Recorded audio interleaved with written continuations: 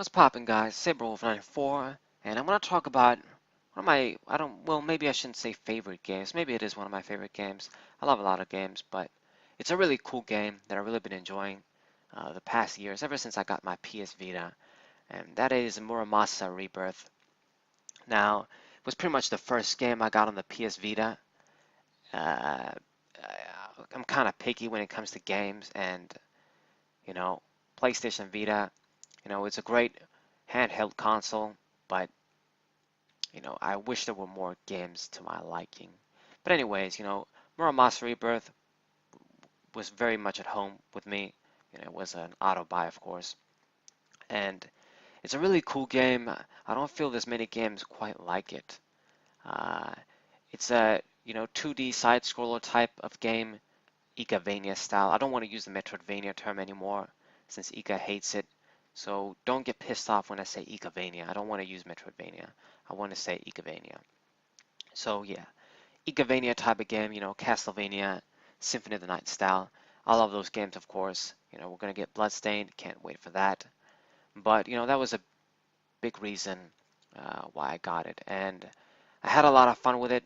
Ever since I played it, I beat it, of course, uh, years ago, and I kind of go back to it and play more. I mean, I did Momohime's story, then I did Kyosuke's, of course.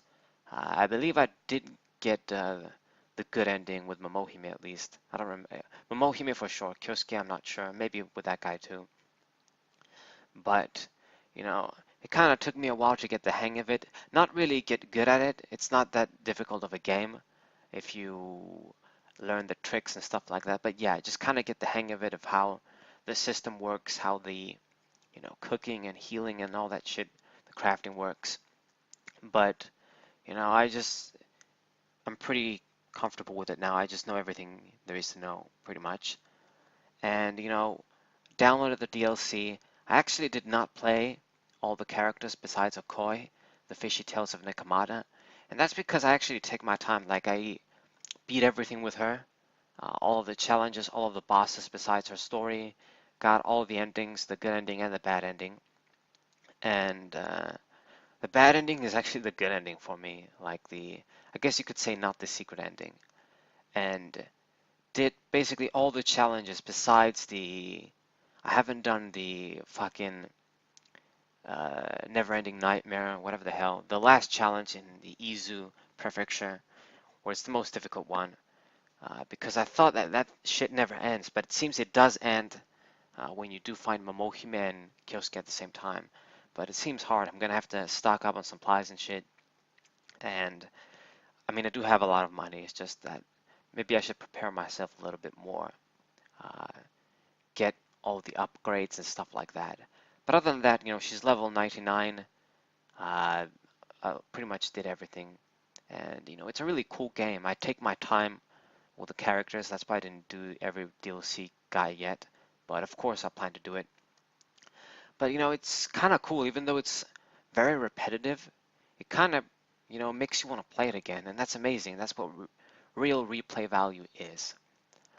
Uh, it's got a couple of issues that I guess maybe I'm used to them, but they are kind of objective flaws maybe.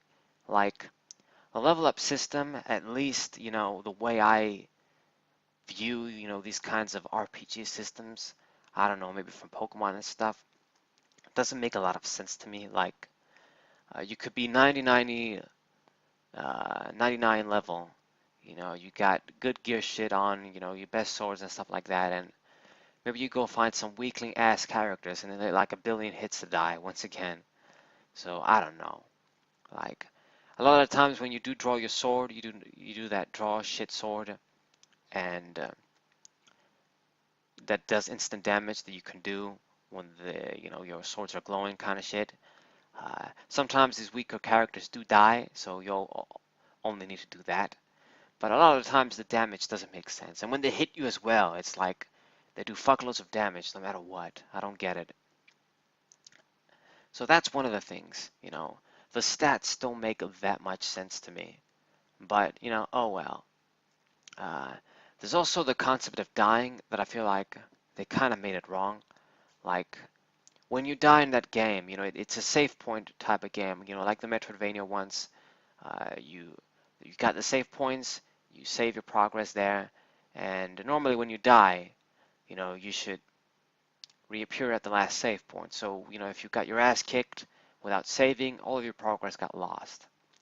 So I feel like that's fair and legit in, the Castlevania games and other games pretty much. But in this game, even though you save at the save points and can warp and that shit after, you beat the game and do certain things, but when you die in this game, you just kind of respawn, uh, at the beginning of the area you're in, and you have to fight the guys again, but you've got full health, and I think the shit that you used didn't get wasted. Like if you use potions and shit, and you died anyway, you get them back, kind of thing. If I'm not mistaken, I don't remember.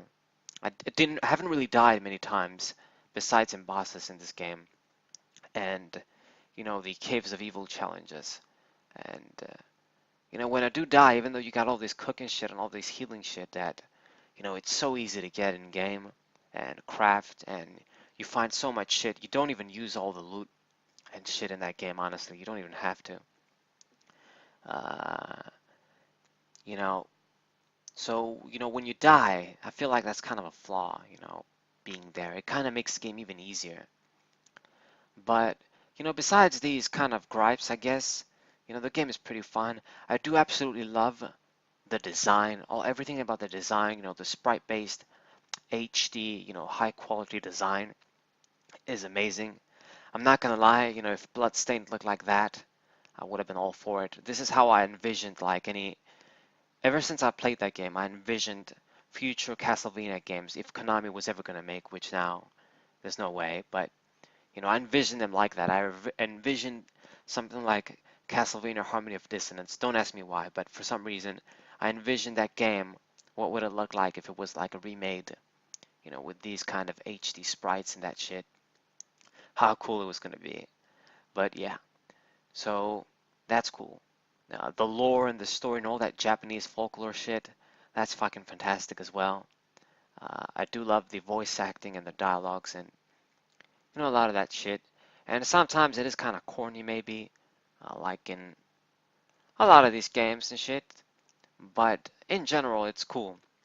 You know, eh, I really appreciate, games with such a complicated and big emphasis on story and lore and endings and, all the different meanings and paths and shit.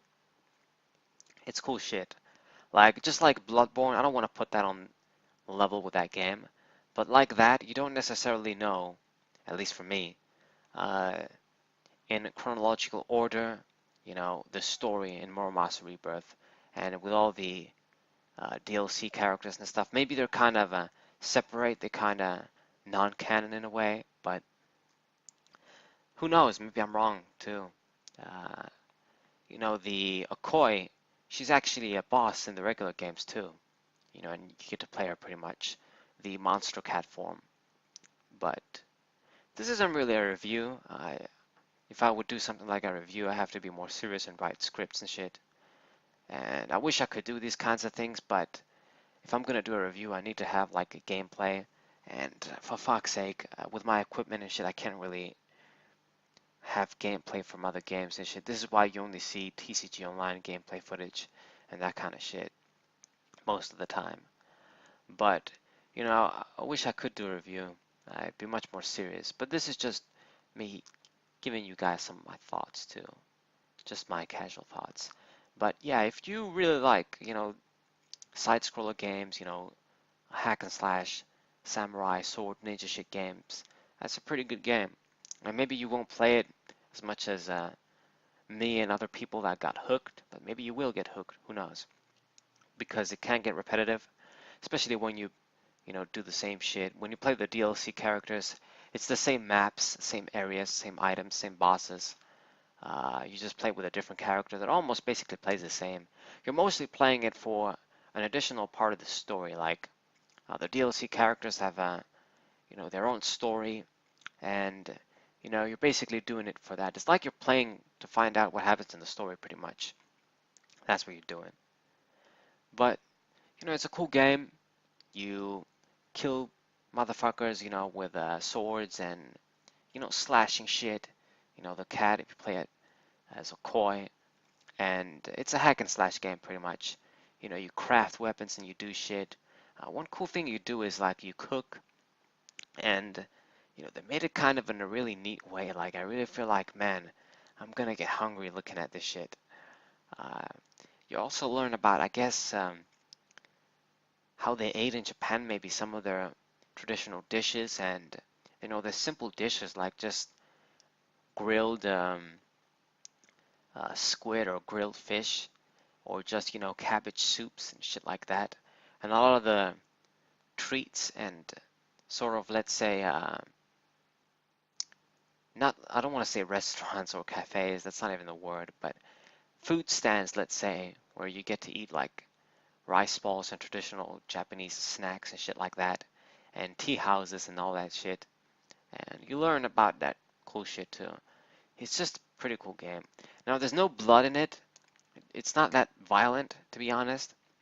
And that kind of does suck for me, but I guess it is kind of it's a teen ESRB rated game. But I wish there was a way to like turn on blood or some shit, like in a similar way in Metal Slug, that kind of shit. But it's a really cool game. I do recommend it. If you like Castlevania, you know, Symphony of the Night, it doesn't have that gothic theme to it. It has that, I guess you could say, Japanese classic theme to it, and that's also, you know, a cool aspect for me because I'm into like gothic culture and the horror shit. That's why I like Castlevania. But I'm also into this old school Japanese shit, and you know that's why it's also enjoyable. I feel like the settings and the atmospheres in these kinds of games are very important, and this game nails it out of the park. It's amazing. Now I wish they made. I guess they can't really make a sequel. This is really like its own single game, but you know maybe they can do something. Maybe make another game like that, like in these Japanese uh, old times. Like I think this is in the Edo period or Meiji period or one of those periods. I'm not an expert in Japanese history, but you know the old school periods, like maybe 200 years ago in Japan, or maybe longer than that, like 300, 400 years ago. You know, and uh, maybe make another game like that and improve some of the features because like I've said, some of the features are kind of they're there, but you know, you don't even have to use them pretty much. Like you don't really have to heal. You pretty much just cook to raise your spirit to uh, craft all the weapons. Like I went through the entire game and you know, you just you don't really have to cook. You don't have to do shit. Uh, you don't have to buy a lot of items from the shop, and you get everything pretty much. You know, money isn't an issue. But yeah, I think I rambled long enough. I think you get the idea. It's a cool game. I'm enjoying it right now.